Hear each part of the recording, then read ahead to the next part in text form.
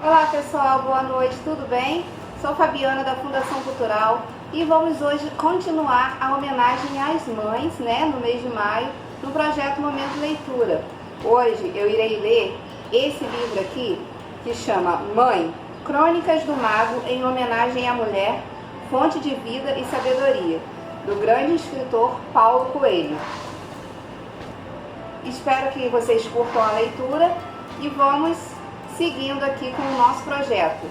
Pare sempre um minutinho para poder ter uma leitura diária, certo? Sabemos da importância da leitura e esse projeto é exatamente para isso. Para, além de promover e dar visibilidade ao acervo das nossas bibliotecas municipais, também instigar vocês a lerem mais. Aproveitando para pedir a vocês que se inscrevam nos canais da Fundação Cultural, no YouTube, Facebook e Instagram, para vocês não perderem nenhum projeto aqui da nossa fundação, certo? Então, vamos começar a nossa leitura, tá bom? Apresentação. Uma das grandes alegrias de um escritor é saber que pode compartilhar um pouco de sua alma com muitas pessoas. Estando presente nas páginas do Extra desde a sua criação, esta alegria tem se multiplicado. Quando caminho pelo calçadão de Copacabana todas as manhãs, encontro leitores que comentam, discutem, sugerem as colunas a serem publicadas no jornal. Sempre é um diálogo construtivo e inteligente.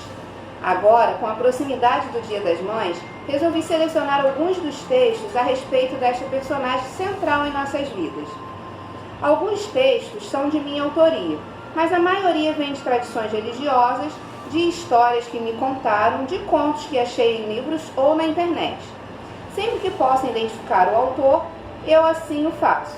Mas a quase totalidade dos textos pertence aos arquivos secretos do coração do homem. O nome do autor se perdeu, embora sua mensagem continue presente. Existem também alguns contos que têm versões diferentes em diferentes culturas, e neste caso eu optei pela mais conhecida. A história é o que existe de mais puro na literatura, porque permite interpretações que vão além do tempo em que foram concebidas. Elas são alegres, divertidas, dramáticas, mas sobretudo transmitem o conhecimento de uma maneira agradável. Enquanto escrevia a grande maioria dos textos deste livro, imaginava quem os concebeu, quem os contou para seus filhos e netos, como foram capazes de sobreviver ao tempo, viajar pelo espaço e percorrer muitos continentes e oceanos. Feliz Dia das Mães, Paulo Coelho.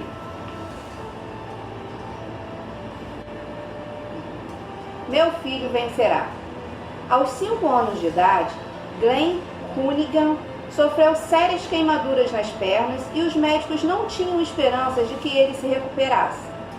Todos achavam que o menino estava condenado a passar o resto da vida de cadeira de rodas. Nunca mais vai poder caminhar, diziam.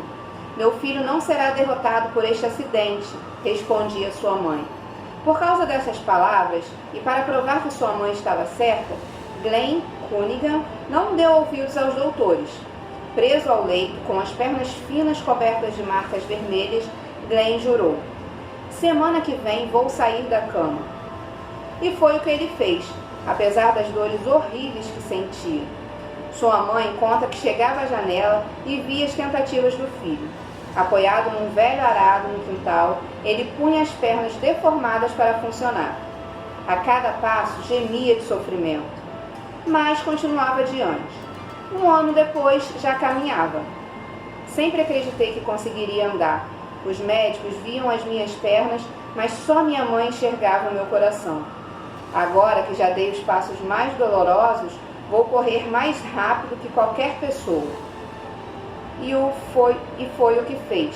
Tornou-se um grande corredor. Em 1934, bateu um recorde mundial e foi homenageado como atleta do século no Madison Square Garden. A árvore dos problemas. A mulher, que trabalhava como costureira em uma grande fábrica, terminou mais um dia de trabalho.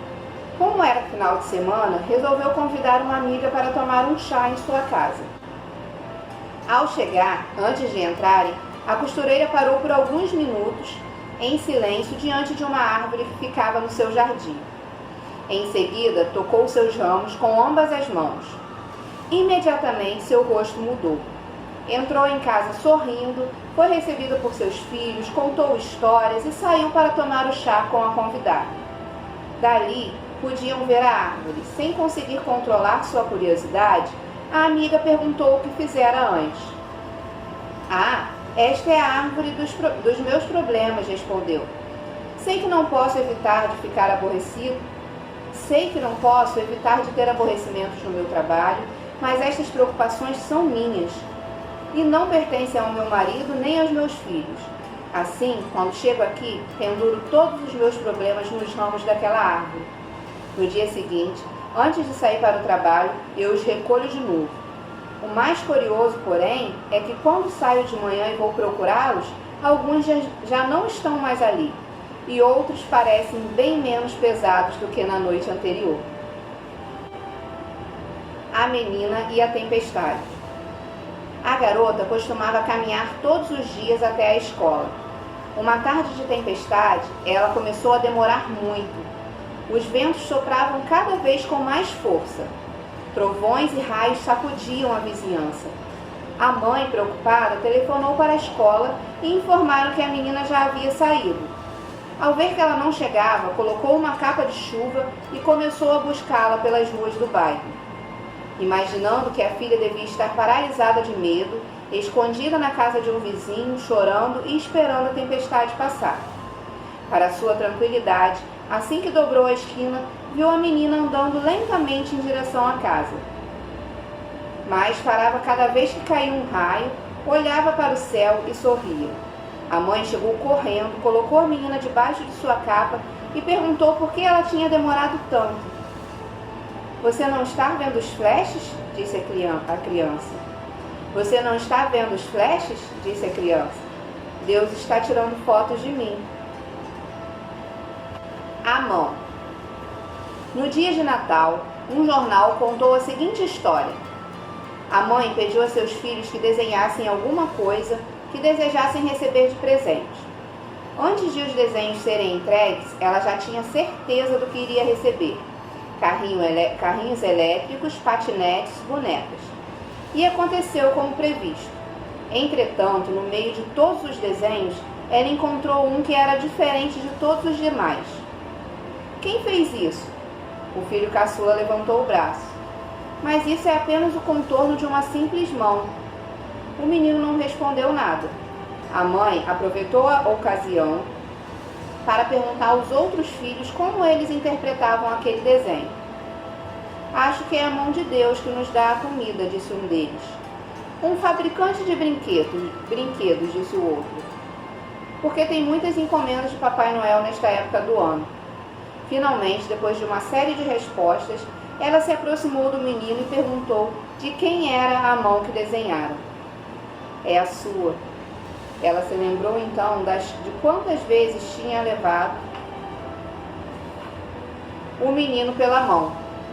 Embora fizesse o mesmo com as outras crianças, talvez aquilo significasse muito para ele. Nunca tinha pensado que minha mão fosse tão importante, comentou meio sem graça. Por favor, faça com que ela continue trabalhando também durante o próximo ano, respondeu o menino também meio sem jeito. Eu preciso dela. Quero ter o mesmo presente no Natal do ano que vem. A Princesa Adotada. A história real me foi contada pelo escritor e amigo Arnaldo Nietzsche. Ao estudar sua árvore genealógica para a elaboração de um livro sobre a tradição judaica, Nietzsche descobriu no rabino Shabbatai ben Meir HaRoken, 1621-1663, um parentesco em linha direta com a sua avó, Rivka Rapaport Topel. Enquanto estudava e escrevia, o rabino Japsi, seu nome simplificado, que nasceu na Lituânia, jamais esquecia os seus compromissos familiares. Casado com a filha de outro rabino que era muito rico, pôde dedicar-se aos estudos do Código Civil judaico. A única coisa que o afligia era a invasão periódica dos cossacos comandados por Bogdan Chmiev. Eram violentíssimos. De uma feita, chegaram a matar 10.000 judeus pela simples razão de que eram judeus. Pode-se conceber isso? Em uma dessas invasões, Chaves enrolou sua recém-nascida filha Esther num cobertor e embrenhou-se pela floresta para tentar escapar da violência. Um dia depois, sentiu que a criança estava desfalecendo e provavelmente iria morrer. Sem conhecimentos médicos, colocou-a delicadamente no chão e partiu à procura de socorro.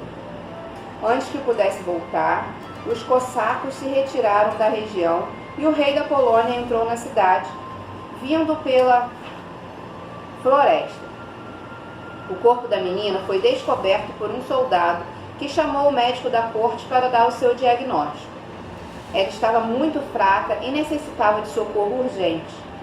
Foi conduzida ao Palácio Real, onde se recuperou depois de alguns meses de tratamento. Tornou-se dali para frente íntima amiga da filha do rei, a princesa Maria. Cresceram juntas até os 6 anos de idade. Esther foi tratada como uma princesa adotada, com as mesmas regalias da princesa verdadeira, mas não concordou em ser convertida à religião católica, pois ao saber da sua história, certificou-se de que era judia e assim quis permanecer. Esther foi então devolvida ao pai, cresceu junto à sua família e os templos do palácio se transformaram em uma doce, mas longínqua lembrança. Até que, para fazer frente à nova guerra, o governo taxou os judeus da região, cobrando-lhes impostos exagerados. Se as coisas continuassem daquela maneira, todos iriam à falência. Surgiu a ideia de recorrer a Esther. Afinal, ela não era amiga da princesa? Esther pediu audiência.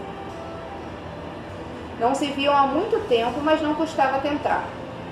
Maria concordou, pois sentia saudades da amiga de infância.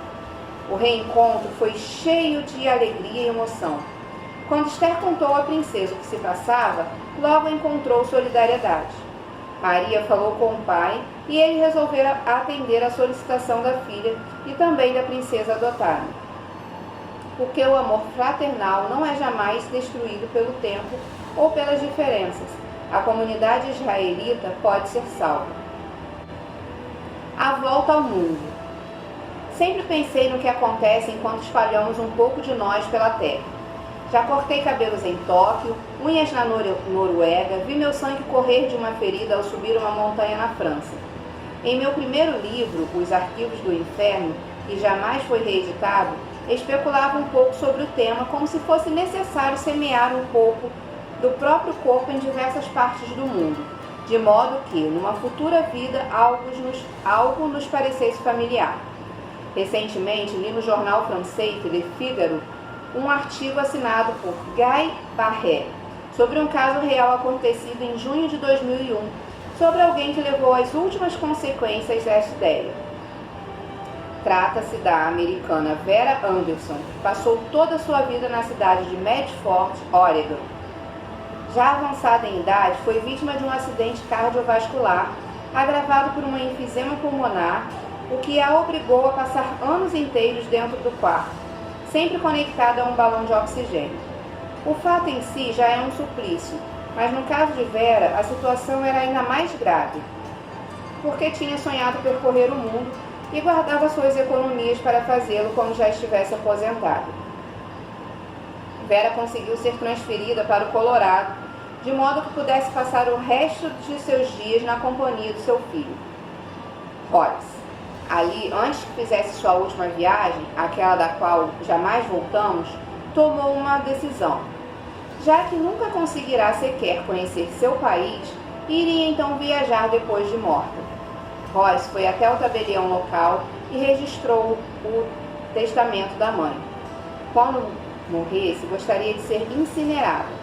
Até aí nada demais, mas o testamento continua.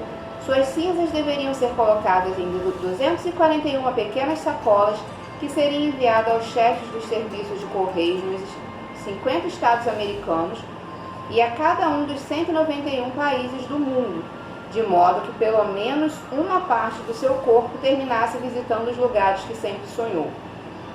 Assim que Vera partiu, Royce cumpriu seu último desejo com a dignidade que se espera de um filho.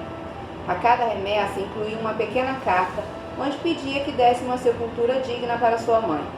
Todas as pessoas que receberam as cinzas de Vera Anderson trataram o pedido de Royce com respeito.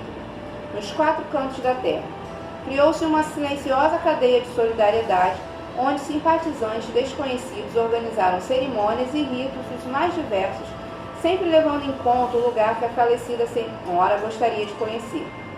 Desta maneira, as cinzas de Vera foram aspergidas no lago Titicaca, na Bolívia, seguindo antigas tradições dos índios Aimara, no rio diante do Palácio Real de Estocolmo, na margem do Chu Praia, na Tailândia, e um templo shintoísta no Japão, nas geleiras da Antártida, no deserto do Saara.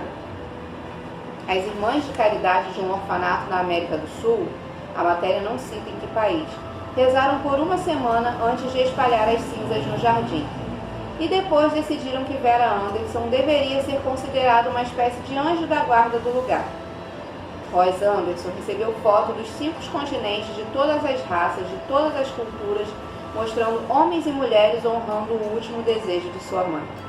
Quando vemos um mundo tão dividido como hoje, onde acreditamos que ninguém se preocupa com o outro, esta última viagem de Vera Anderson nos enche de esperança ao saber que ainda existe respeito, amor e generosidade da alma de nosso próximo, por mais distante que ele esteja.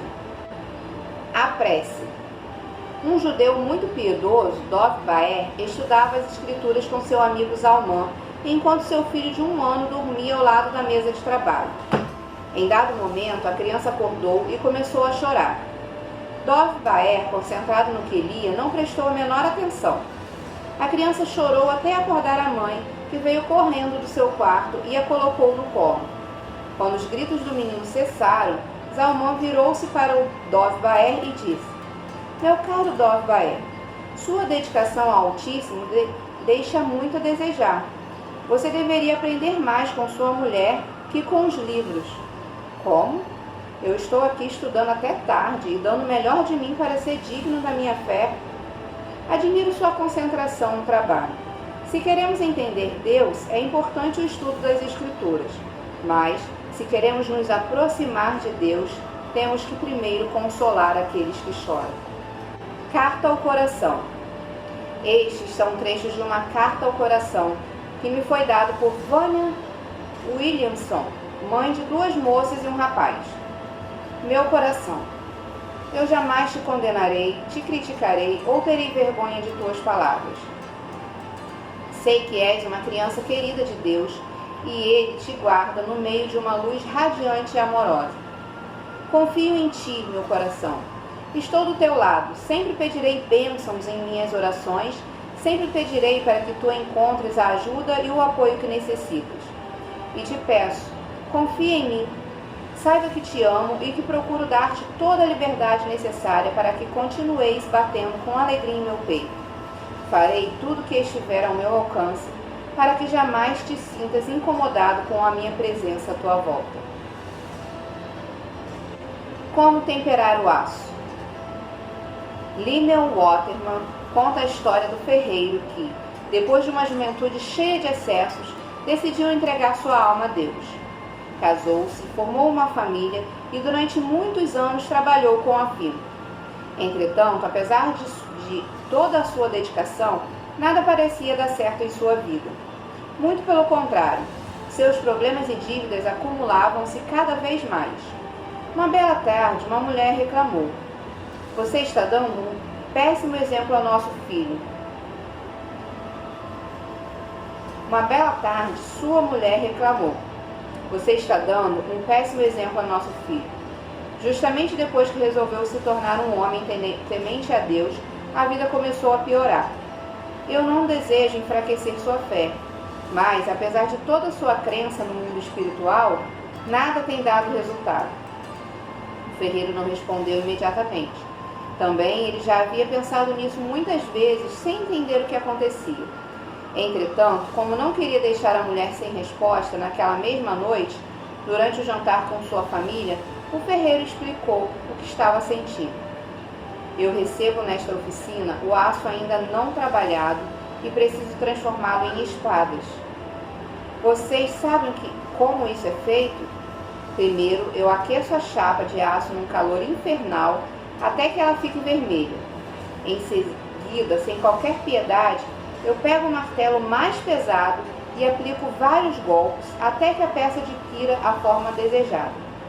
Logo, ela é mergulhada num balde de água fria e a oficina inteira se enche com o barulho do vapor, enquanto a peça estala e grita por causa da súbita mudança de temperatura.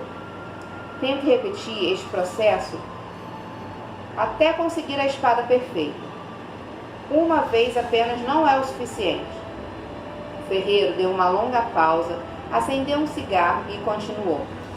Às vezes, o aço que chega às minhas mãos não consegue aguentar este tratamento. O calor, as marteladas e a água fria terminam por enchê-lo de rachaduras e eu sei que jamais se transformará numa boa lâmina de espada. Então, eu simplesmente o coloco num monte de ferro velho que existe na entrada da minha ferraria. Mais uma pausa e o ferreiro conclui. Sei que Deus está me colocando no fogo das aflições. Aceito as marteladas que a vida me dá e às vezes sinto-me tão frio e insensível como a água que faz sofrer o aço. Mas a única coisa que peço é, meu Deus, não desista até que eu consiga tomar a forma que o Senhor espera de mim. Tente da maneira que achar melhor, pelo tempo que quiser, mas jamais me coloque no monte de ferros velhos das almas. Da velhice. Ana Sintra conta que seu filho pequeno, com a curiosidade de quem ouviu uma nova palavra, mas ainda não entendeu seu significado, perguntou-lhe: Mamãe, o que é velhice? Na fração de segundo antes da resposta, Ana fez uma verdadeira viagem ao passado. Lembrou-se dos momentos de luta, das dificuldades, das decepções. Sentiu todo o peso da idade e da responsabilidade em seus ombros. Tornou a olhar para o filho, que sorrindo aguardava uma resposta. Olhe para o meu rosto, filho, disse ela. Isso é a velhice. E imaginou o garoto vendo as rugas e a tristeza em seus olhos. Qual não foi sua surpresa, depois de alguns instantes o menino respondeu: Mamãe, como a velhice é bonita! A sacerdotisa e seu filho. Durante muitos anos, uma sacerdotisa indiana cuidava de uma capela. Quando precisou viajar, pediu a seu filho que se encarregasse das tarefas diárias até o seu retorno. Entre essas tarefas, o menino deveria colocar a oferenda de alimento diante da divindade e observar se ela comia. O garoto dirigiu-se animado até o templo onde a mãe trabalhava. Colocou o alimento e ficou aguardando as reações da imagem. Durante o resto do dia ele ficou ali, e a estátua permaneceu imóvel. O menino, porém, fiel às instruções de sua mãe, estava certo que a divindade desceria do altar para receber sua oferenda. Depois de muita espera, ele suplicou: Ó Senhor, vinde e comei. Já é muito tarde, já não posso esperar mais. Nada aconteceu. Ele então começou a gritar: Senhor, minha mãe pediu que eu estivesse aqui quando o Senhor descesse para aceitar a oferta. Por que não vem comer? Só come a oferenda das mãos dela? O que eu fiz de errado? E chorou por muito tempo. Quando ergueu os olhos e limpou as lágrimas, assustou-se. Ali estava a divindade, alimentando-se com o que lhe tinha sido oferecido. Alegre, o menino voltou correndo para casa. Qual foi sua surpresa quando um de seus parentes lhe disse: O serviço terminou. Onde está a comida? Mas o Senhor a comeu, respondeu o surpreso menino. Todos ficaram assombrados. O que é que estás dizendo? Repete, pois não ouvimos bem. O menino repetiu com naturalidade e inocência: O Senhor comeu tudo o que lhe ofereci. Não é possível, disse o tio. Sua mãe lhe disse apenas para observar se ele comia. Todos nós sabemos que este é um ato simbólico. Você deve ter roubado a comida. O menino, porém, não mudou sua história, mesmo quando o ameaçaram de uma surra. Desconfiados, os familiares foram até o templo e encontraram a divindade sentada, sorrindo. O pescador lançou ao rio sua rede e conseguiu uma boa pesca, disse a divindade. Alguns peixes estavam imóveis, sem fazer esforço para sair. Outros lutavam desesperadamente saltando, mas sem escapar. Só uns poucos eram afortunados em sua luta e conseguiam escapar. Assim como os peixes, 3 tipos de homens vieram aqui para me trazer oferendas. Uns não quiseram conversar comigo, achando que eu não ia responder. Outros tentaram, mas desistiram logo, com medo da decepção. Entretanto, esse menino foi até o fim. E eu, que jogo com a paciência e a perseverança dos homens, terminei por me manifestar. Ao tentar obedecer sua mãe, este menino conseguiu honrar a Deus. Ajam assim e serão felizes pelo resto de suas vidas. Quando dá? Nasruddin passeava pelo mercado quando uma senhora aproximou-se. Sei que és um grande mestre sufi, disse. Hoje de manhã meu filho me pediu dinheiro para comprar uma vaca. Devo ajudá-lo? Esta não é uma situação de emergência. Então, aguarde mais uma semana antes de atender o seu filho. Mas tenho condições de ajudá-lo agora. Que diferença fará esperar uma semana? Uma diferença muito grande, respondeu Nasruddin. A minha experiência mostra que as pessoas só dão valor a algo quando têm a oportunidade de duvidar se vão conseguir o que desejam. Deus cria a mãe. Já li esta história em diversos lugares e até hoje não descobri seu autor. Alguns atribuem a Ângeles Mastretta, outros a um conto oriental, mas o fato é que parece que sua origem se perdeu. Vamos a ela? Deus chamou o seu anjo mais querido e lhe apresentou o modelo de mãe. O anjo não gostou do que viu.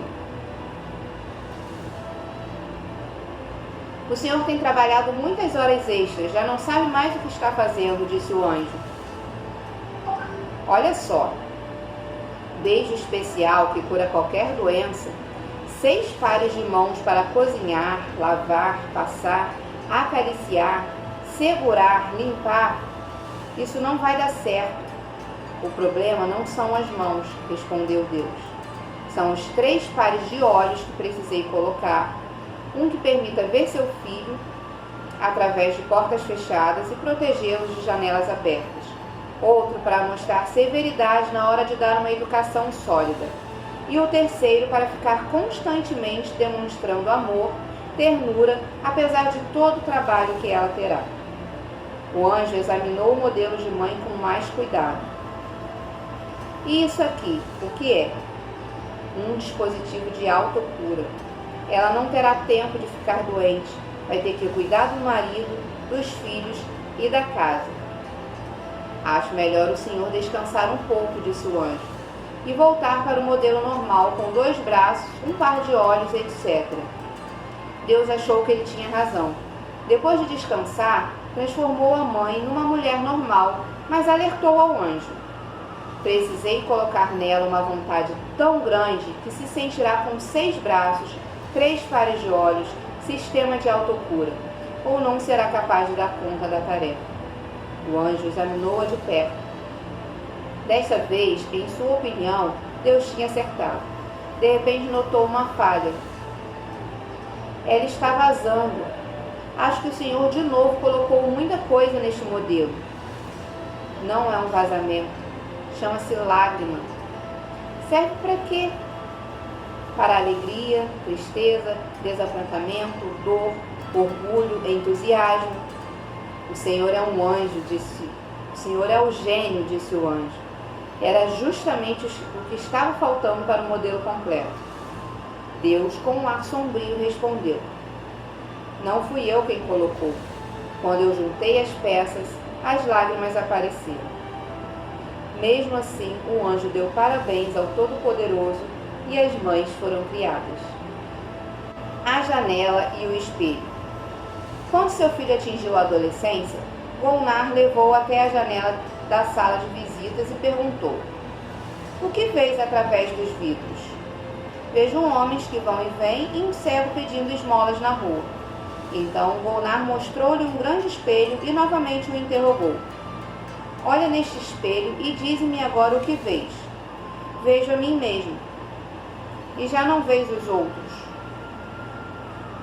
Repara que a janela e o espelho são ambos feitos da mesma matéria, o vidro. Mas no espelho, porque há uma fina camada de prata colada, não vês nele mais do que a tua pessoa. Deves comparar-te a estas duas espécies. Enquanto continuares fiel a ti mesmo, serás como o vidro feito de sua própria essência e conseguirá ver os outros. Coberto de prata, portanto rico, verás apenas a ti mesmo. A esta altura da vida, só valerás alguma coisa se tiveres coragem de arrancar o revestimento de prata que tapa os olhos para poder novamente enxergar e amar o teu próximo.